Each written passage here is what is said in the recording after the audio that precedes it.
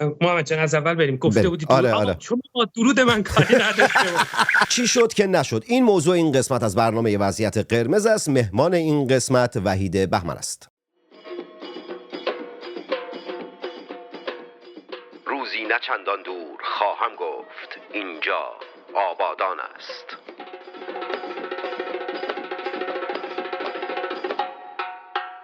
وحید، در دومین سالگرد به قتل رسیدن مهسا امینی هستیم. چی شد که نشد؟ درود محمد جان، درود بر مخاطبان رکس.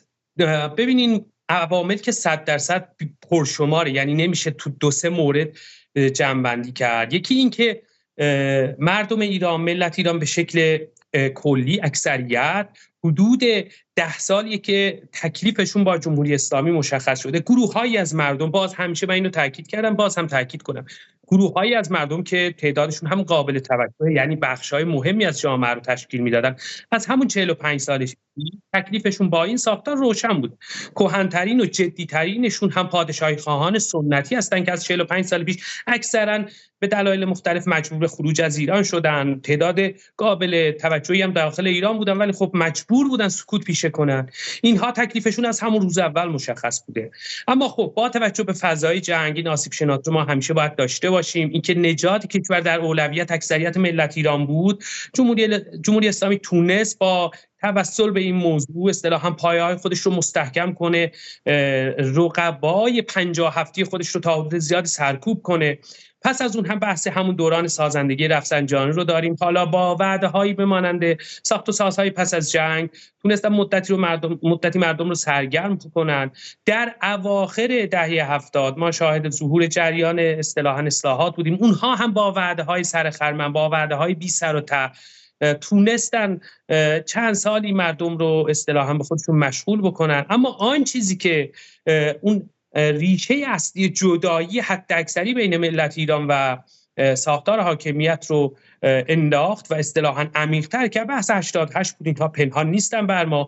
پس از 88 ما شاهد جدی‌ترین موج در سال 95 هستیم. یعنی از سال 95 و پس از پاسارگاد به ویژه از 96 ما شاهد این موضوع هستیم که اکثریت ملت ایران تکلیف خودشون رو با ساختار جمهوری اسلامی روشن کردن. یعنی به این مهم رسیدن که این نظام، این ساختار، این رژیم اصلاح پذیر نیست، اصطلاحاً در مسیر منافع عالی ایران نیست، در مسیر آینده روشن برای ملت ایران نیست و تکلیف خودشون رو با اون روشن کردن. در 98 هم این رو شاهد بودیم، در 1401 هم اوج اون رو دوباره شاهد بودیم. یعنی ملت ایران، اکثریت ملت ایران به این نقطه، به این مهم رسیده که دیگه جمهوری اسلامی رو نمیخواد. یعنی اون جدایی عاطفی شکل گرفته. حالا این کی میخواد جامعه عمل بپوشه، کی میخواد اجرایی بشه، کی میخواد به اون ضربه نهایی برسه و تموم کنه کار رو، اون جای بحث داره. اما از نظر روحی، از نظر فکری، از نظر فلسفی، از نظر اصطلاحاً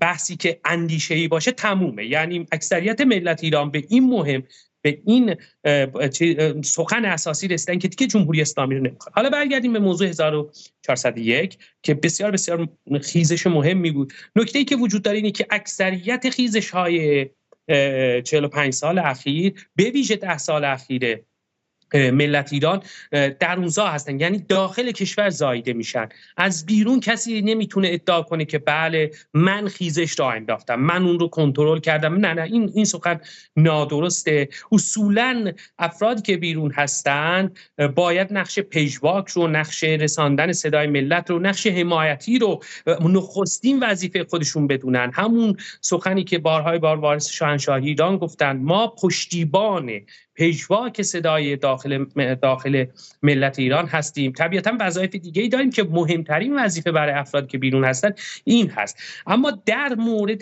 عوامل، اصلی ترین دلیل به نظر من عدم تجمیع و عدم برنامه‌ریزی در همون بحث داخله. یعنی متاسفانه حرکت‌ها به شکلی بود که تجمیع نمی‌شد، مخصوصاً در شهر تهران. یعنی باید به این نکته اشاره بکنیم که این دلایل مختلفی داره ها، عوامل مختلفی باعث این شده، اما اون عدم تجمیع، عدم اصطلاحاً حرکت‌های یک جا به شکل میتونم بگم میلیونی باعث میشد که نیروها پراکنده بشن. بحث سرکوب رو به دلیل کوچک بودن تجمع جمهوری اسلامی بتونه با جدیت بیشتری پیگیری کنه و مهمترین عامل به نظر من مهمترین عامل سرکوب افسار گسیخته جمهوری اسلامی، یعنی جمهوری اسلامی دیگه هیچ گونه ملاحظه‌ای نداره. پیشتر بارها دیده بودیم که حالا ملاحظاتی وجود داشت، علنی نمیگفتن. الان قشنگ وزیر کشور دولت پیشین در خیلی روشن گفت که در موضوع 98 به طور مثال گفت آقا هم به سر زدیم هم به پا، یعنی اصلا تعارفی ندارن از اینکه بگم زدیم و کشتیم و بعد و عدم محاکمه عوامل این سرکوب‌های وحشیانه هم یکی از نشانه‌های تشویقیه که جمهوری اسلامی اصلا خواسته. یعنی هیجان میدان نیست، یه چیزی از هیجان میدان. خب فرماندهان میدانی بر اساس اون هیجانات میدانی تصمیم میگیرن که سرکوب رو شل کنن، صفر کنن، این یه موضوعه. اما ما با توجه به اظهارات مقامات رده بالای جمهوری اسلامی متوجه شدیم که نه، این تصمیم از بالا اتخاذ شده و اصلا بحث سرکوب محکم و همه جانبه با امکانات کامل، از تفنگ‌های ساچمه‌ای بگیرین تا گلوله‌های جنگی تا انواع ماشین‌های سرکوب، اینها کاملا هدایت شده و کاملا عمدی برای ایجاد رعب و وحشت استفاده شده. و میتونم بگم که اصلی ترین عامل در داخل کشور همین موضوع سرکوب افسار گسیخته جمهوری اسلامی. در راده‌های بعدی میتونیم عدم تجمیع حالا تظاهرات رو اشاره کنم. میرسم به این چیزا. دو تا مورد که اشاره کردید، یکی در مورد پادشاهی خان سنتی که گفتی یکی از مشکلاتی که الان ما داریم فکر می‌کنم بخشش همون پادشاهی خان سنتی هستن، چون که اغلبشون حس مالکیت دارن و مثلا تصور میکنن بعد ملیگرا و ایران دوست از چین وارد کرد که هم نو باشه هم آکمند باشه، همین که با قیمت مناسب حساب بشه. این آقا این کسانی که الان کنار شاهزاده رضا پهلوی ایستادن، کسانی که امروز دارن از ملیت و ملیگرایی و ایران دوستی صحبت میکنن، هم نسل من هستند. آقا بچهای همون آب و خاک هستن. حالا شما چند دهه زودتر در این جبهه بودید، چند دهه این جبهه رو زنده نگاه داشتید، دمتون گرم. الان دیگه نسل جوان هست دیگه، نمیدونم علت مخالفت یا حمله هایی که به نسل جوان میکنن رو نمیتونم بدونم. یکی از مشکلات به باور من همین بخشی از مشکلاتی که الان ما داریم همین پادشاهی خان سنتی هستن. در مورد درونزا بودن هم که گفتی، منظور وحید اون صحبتی که فرقه جنون میکنه اصلا نیست که رهبر منم رهبر تویی یا اینکه رهبر در زندان، چون لابلای صحبتاش قشنگ مشخص بود که داره در مورد چه موضوعی صحبت میکنه. اینو گفتم که کسانی که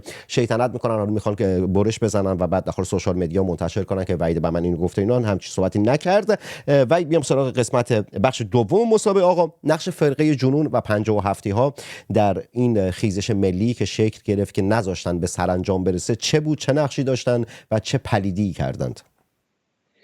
من یه توضیح کوتاه بدم در مورد بحث پادشاهی خان سنتی. خب بله، هستن چهره هایی که خب یک نگاه بالاخره نوستالژیکی نسبت به 45 سال قبلتر دارن، یعنی اینها به نوعی بریده شدن، فریز شدن در همون دوران پادشاهی محمد رضا شاه فقید و دوران جمهوری اسلامی رو خب به دلیل عدم حضورشون داخل ایران اکثرا همون سال 50 58 59 از ایران خارج شدن، لمس نکردن. اما خب اکثریتشون طبیعتاً همراه و همدل هستن. ما چهره‌های استخواندار پادشاهی خواه در تبعید داشتیم که از جوانان همیشه حمایت کردن.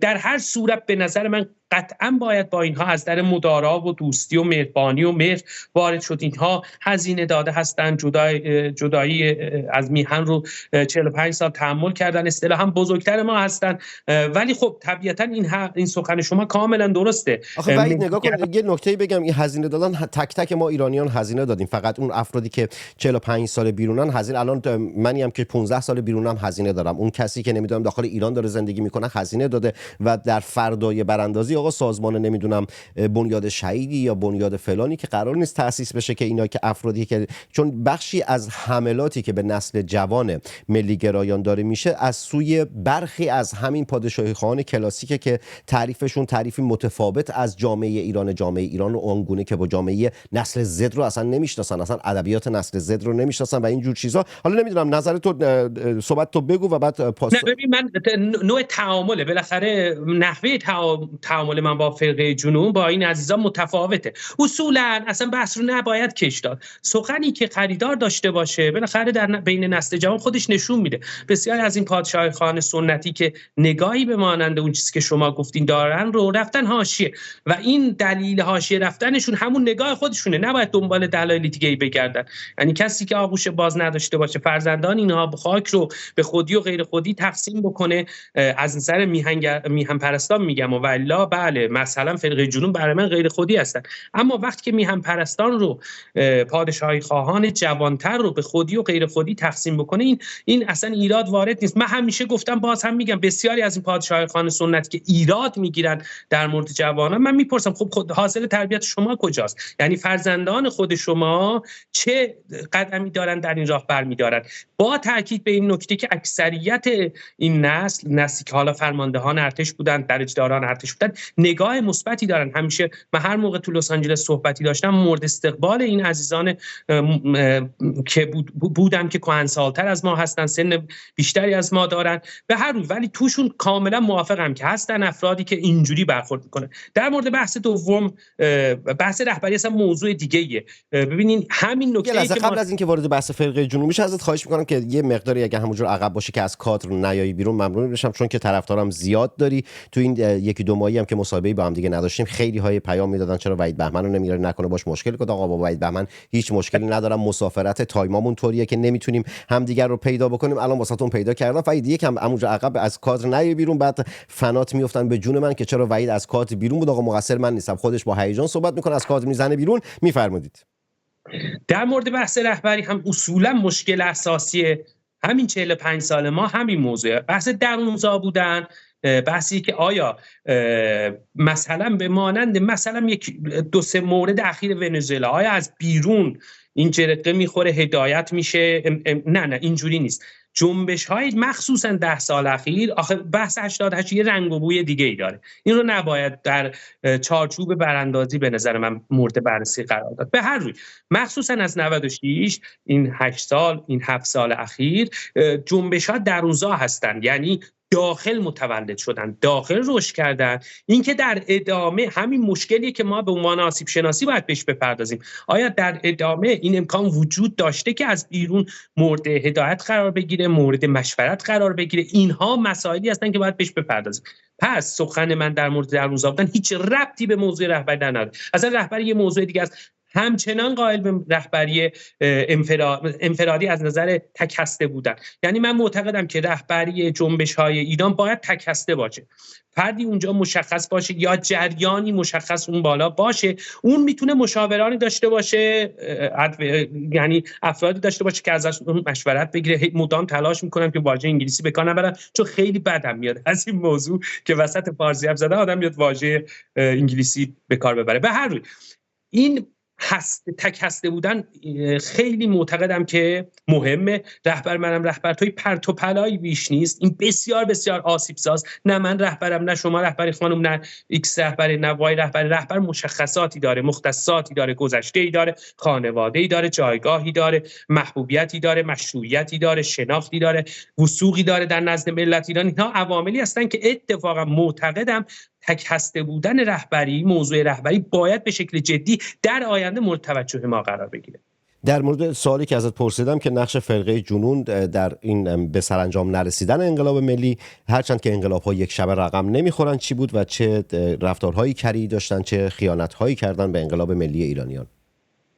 بدون شک اصلا بزرگترین آسیب رو اینها زدن. اینها از روز اول، به طور مثال یه مورد میگم، آقا 25 شهریور عصرش از جلوی بیمارستان کسری این خیزش آغاز شده. به دروغ بارها در همین 2 سال ما این چیزو دیدیم که اشاره کردن از کردستان آغاز شده. اصلا از کردستان آغاز می‌شد هم اتفاقا باعث خوشحالی ما بود، هیچ فرقی نداره. از تبریز آغاز می‌شد. اما شما نباید یک مسئله رو، یک اتفاق مهم رو جلب کنیم. اون روز بازداشتی هم داشته این جریان، یعنی همون عصری که مردم اونجا جمع شده بودن اونجا بازداشتی هم وجود داشته، برخورد بد نیروی انتظامی هم وجود داشته. پس جرقه از اونجا زده شده.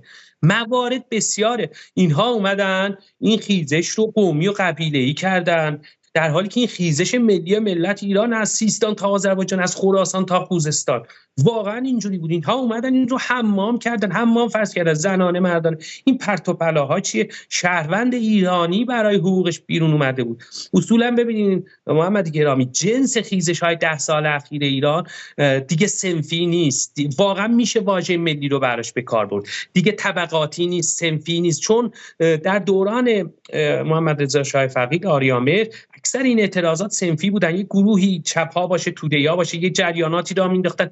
واقعا واژه ملی برازنده خیزش‌های 96 98 و 1401 ملت ایران، اینها ملی هستن، صنفی نیستن، طبقاتی نیستن. شما نباید اجازه ندارین اینها رو اصطلاحاً قومی و قبیله‌ای کنین، مخصوص یک تیره و طایفه و یک گروه از مردمان ایرانی بکنین، تفرقه بندازین. آسیب‌ها بسیار رفتن با هنری لوی که خب اصلا ذات تفکرش، اساس و بنیان تفکرش دشمنی با ذات و اساس ایران دیدار کردن، از اون خط گرفتن، یک مشت تروریست رو از کوه‌ها و غارهای اقلیم کردستان عراق پایین آوردن، کت و شلوار تنشون کردن. اینها خودشون بخشی از مسئله بحران ایران هستن. مهتدی بخشی از مسئله بحران ایرانه.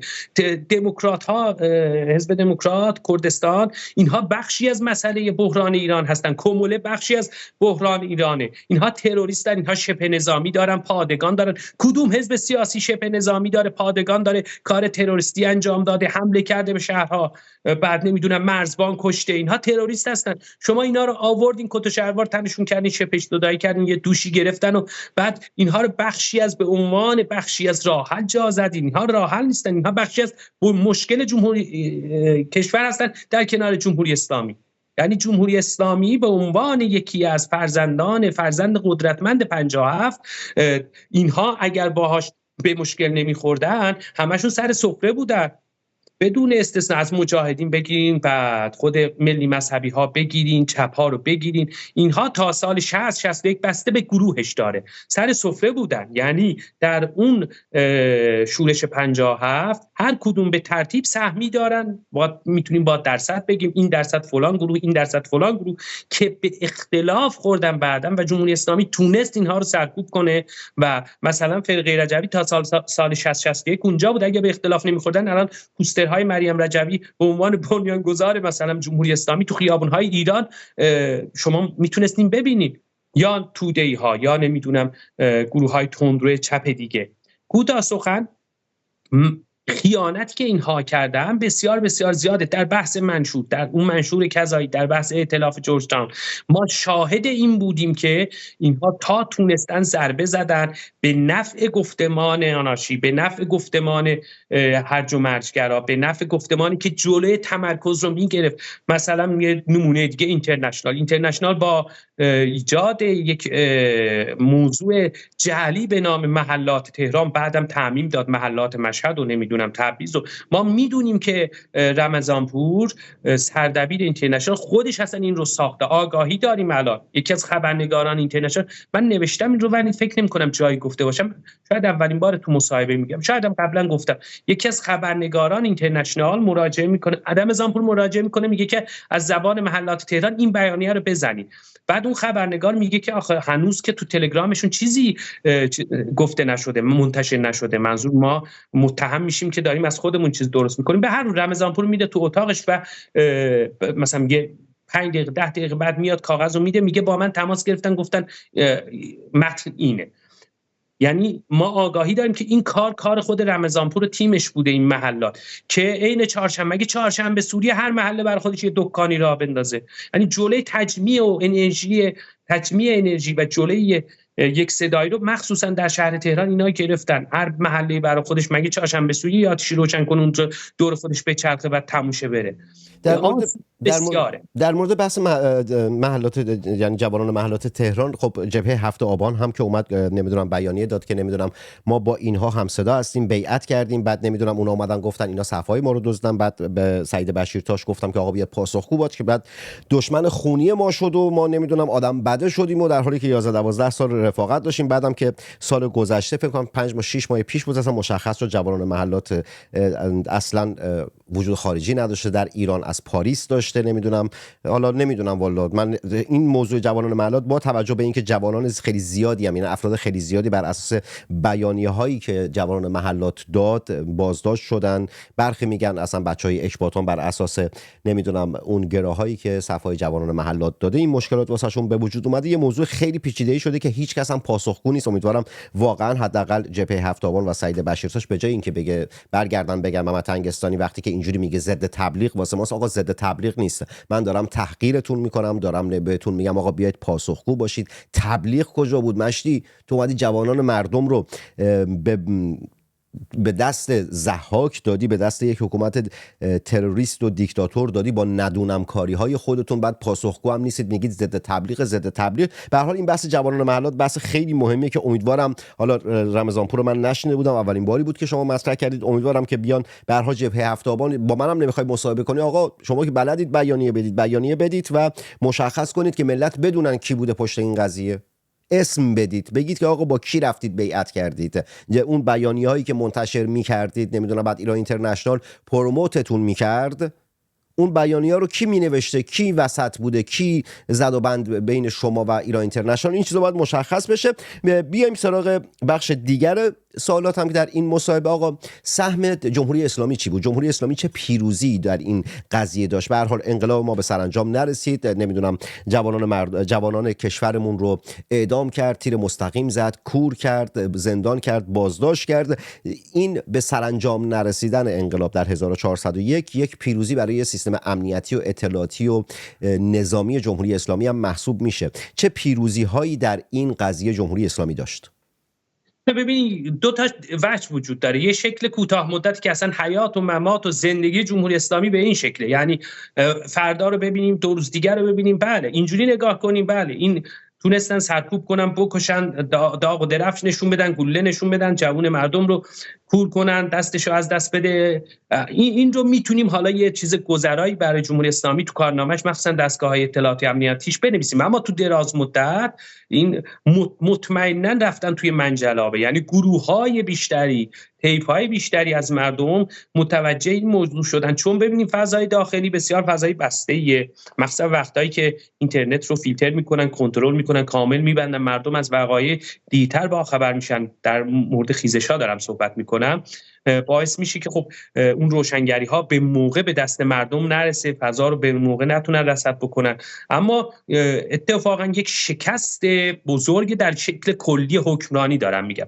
وقتی که یک چارچوب کلی حکمرانی رو شما میبینین، وقتی که مدام هر 2 سال یک بار، هر 1.5 سال یک بار مجبور میشین با تمام قدرت دستگاه سرکوبتون رو وارد خیابان ها بکنین، این یعنی شما افتادین به روز شمار نابودی. اینها تحلیل وحید بهمن یا نظر وحید بهمن به عنوان یک پادشاهی خواهی نیست، اینها حقایق میدانیه. حکومتی که برای ماندنش هر 2 سال یک بار، هر 1.5 سال یک بار، هر 1 سال یک بار مجبور میشه دستگاه سرکوبش رو با تمام قوا وارد میدان بکنه، اینترنتش رو قطع بکنه، برقش رو قطع بکنه، مردمش رو بکشه، سرکوب کنه، این شکست، این پیروزی نیست. اما در شکل کوتاه مدت همون نکته‌ای که اشاره کردم، چون از این خیزش جان سالم به در برد و فرو نپاشید، اما ترک ها هر روز عمیق‌تر میشه. یعنی اون تبر آخر رو اینها نمیبینن، در حالی که این درخت هر چقدرم تنومند بوده که نبوده، طوری تبرها زده شده از 2 طرف که شاید همین خیزش روبرویی که پیش رو خواهیم داشت و به نظر من بسیار نزدیک با بحث بنزین، ممکن اون تبر آخر باشه. واقعا باید اینجوری نگاه کنیم به موضوع. برای همین احساس میکنم که جمهوری اسلامی هم این خطر رو درک کرده، برای همین اصلا دیگه بریده. میدونین محمد گرامی، وقتی که شما آخرین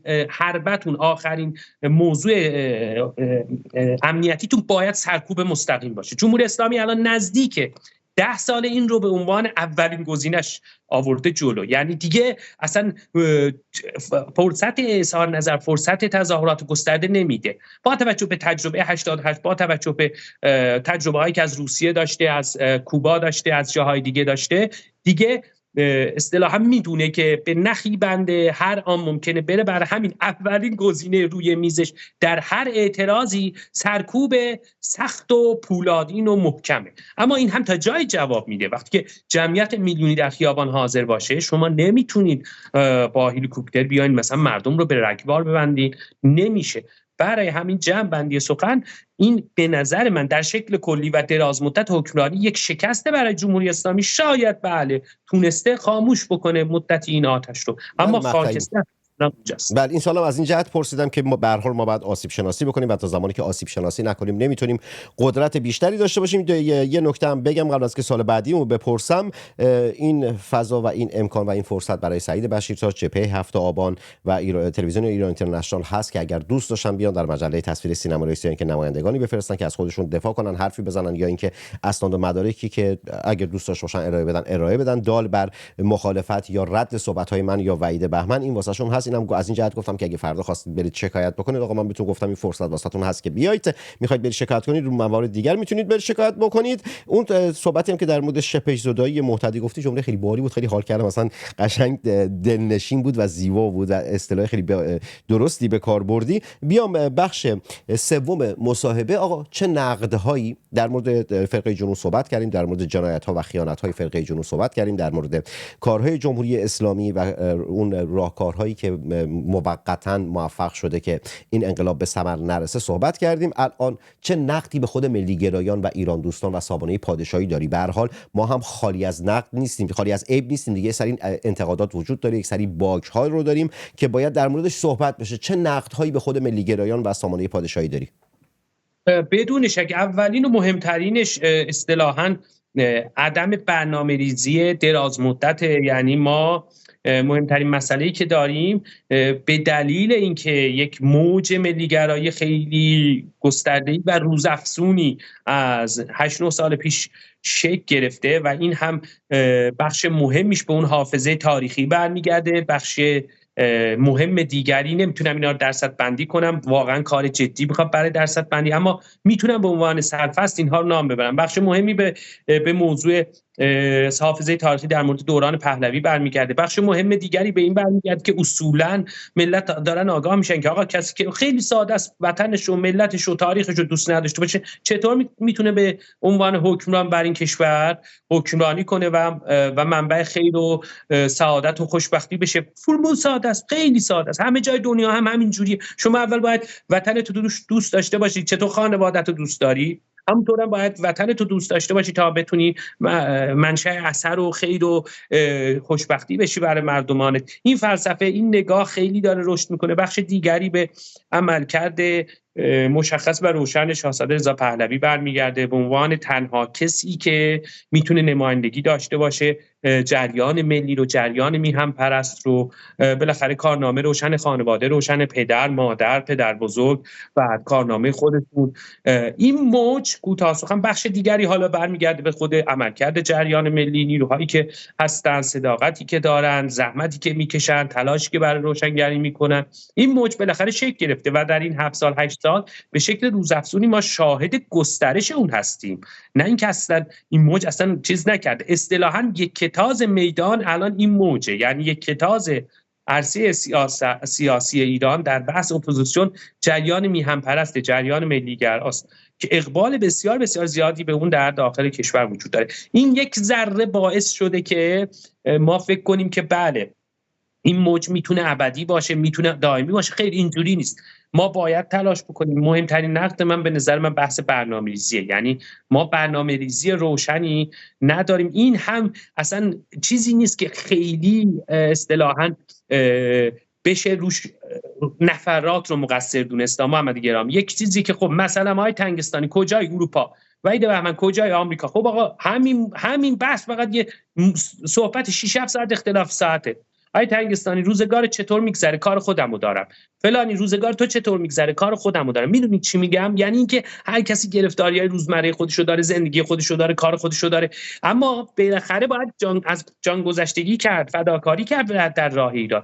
من مهمترین و جدیترین آسیب شناسی که برای جریان میهم پرست و ملی‌گرا و پادشاهی خواه میتونم اینجا ذکر بکنم بحث عدم هماهنگی و برنامه‌ریزی دراز مدت. کوتاه مدت چرا ممکنه یه بیانیه‌ای داریم، یه مناسبتی داریم، همه بیایم توییت بزنیم، هماهنگ بشیم، حتی مسافرت کنیم، بریم نمیدونم من با هزینه شخصی خودم برم فلان کنفرانس حرف بزنم، شما پاشی دیروز فکر کنم حضور داشتی چون من هماهنگ کردم گفتی که در اصطلاحاً تظاهرات هستی. خب وقت تو گذاشتی دیگه، پا میشی میری. میدونی چی میگم؟ یعنی این کارهای کوتاه مدت رو به شکل خودجوش انجام میدیم، اما دراز مدت اینکه از این موج ملی فراگیر که هر روز داره بیشتر و بلندتر میشه در داخل ایران، ما بتونیم بهره بگیریم، جهت بدیم، آدرس بدیم، هدایتش بکنیم، این بزرگترین آسیبی که به نظر من وجود داره و باید یک فکر اساسی در مورد این بکنیم، برنامه‌ریزی دراز مدت.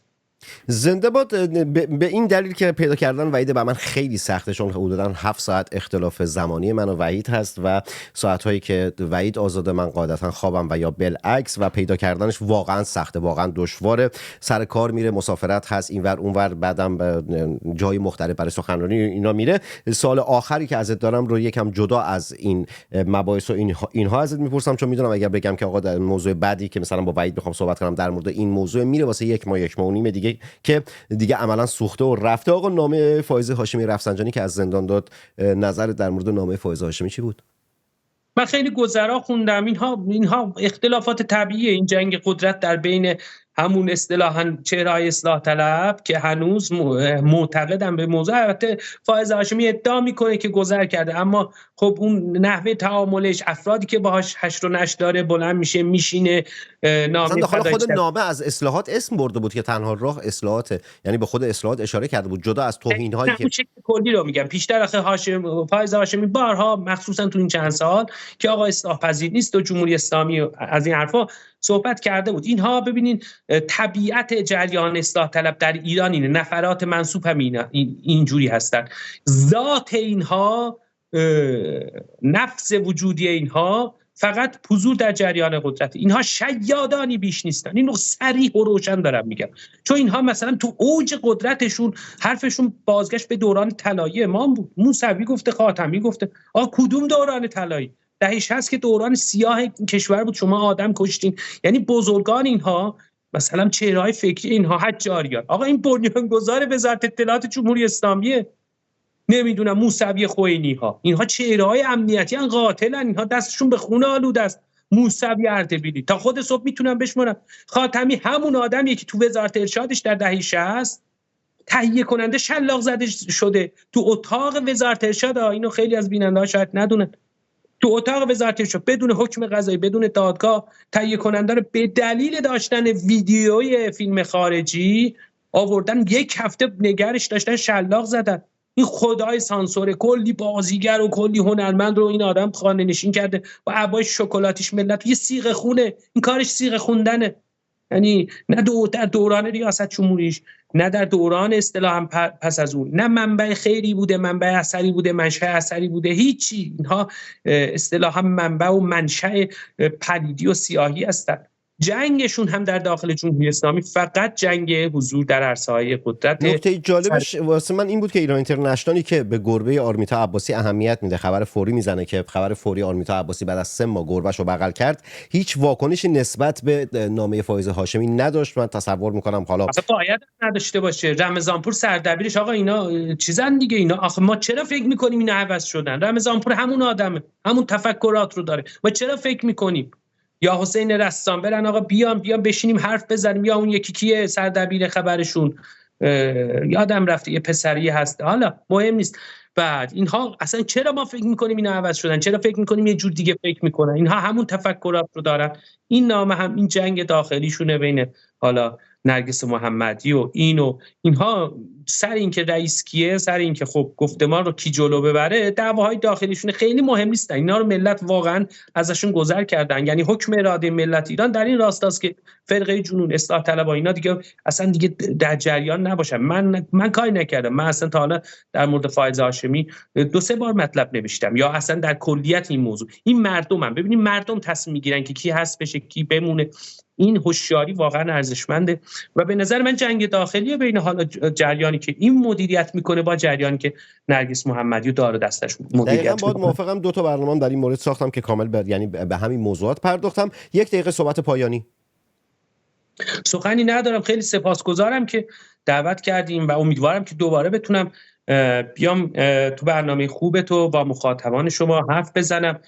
آینده خیلی روشنه بزرگواران، خیلی خیلی روشنه، چون خیلی فرق کرده با 57. بسیار بسیار فرق کرده. الان عصر رسانه است، عصر اطلاعات. نسلی رو داریم که مو رو از ماست میکشه بیرون، هیچ چیزی رو چشم و گوش بسته نمیپذیره. از همه پاسخ میخواد، همه رو حلاجی میکنه، همه رو آنالیز میکنه، یقه همه رو میگیره. دمتون گرم که یقه همه رو میگیرین، یقه منم بگیرین. اول از همه یقه منو بگیرین. اگر کجی دیدین، را نادرستی دیدین، بگین، بکوبین، نقد کنین، تندم نقد کنین. این بارها من 2-3 بارم تو برنامه محمد گفتم، این از ژستا که نمیدونم سیاست عرصه ادبیات و نمیدونم اخلاق و اینها نیست. اینجا مدرسه اخلاق نیست.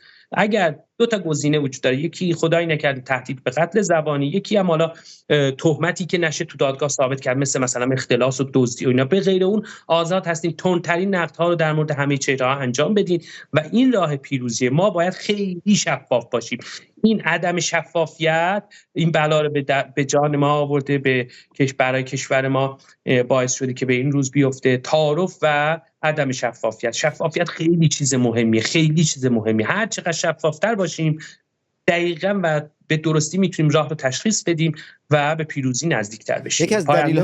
یکی از دلایلی که اصلا برنامه وضعیت قرمز و کلا مجله تصویری سینما رکس رو با صراحت، با نمیدونم بدون سانسور بودن و اینا گذاشتم، چون من هم واقعا بر این باور هستم که باید تمام تعارف ها رو کنار بذاریم. یکی از دلایلی که با صراحت صحبت میکنم، هیچ گونه تعارفی ندارم در نقد کردن، در پرسش کردن و از طرف دیگه هم آقا رسانه‌ای که الان ایجاد شده فقط صدای ملیگرایان و سامانه پادشاهی است. اصلاح طلب‌ها، چپ‌ها، فرقه جنوب واسه خودشون رسانه زیاد دارن، اونا برن واسه خودشون.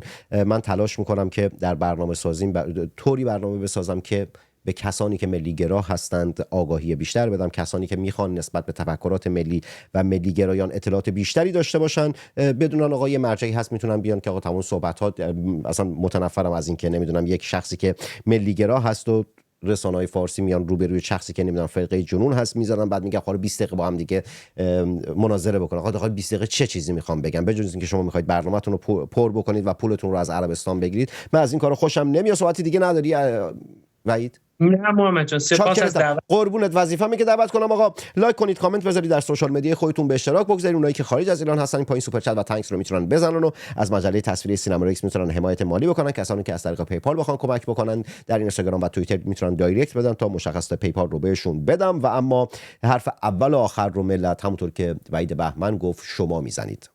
حرف اول و آخر رو شما میزنید ملت. درد و بلای تک تکتون به جونم بخوره ملت ایران. ملت ایران بی قضا بلا باشید. ملت ایران مرواتون به همه روزه. جنگ زده تک تک شما. محمد تنگستانی هستم، شاعر و روزنامه نویسی که به زودی زود در شهر خودش آبادان و کشور خودش ایران برای شما برنامه خواهد ساخت و در ابتدای هر برنامه خواهد گفت اینجا آبادان است.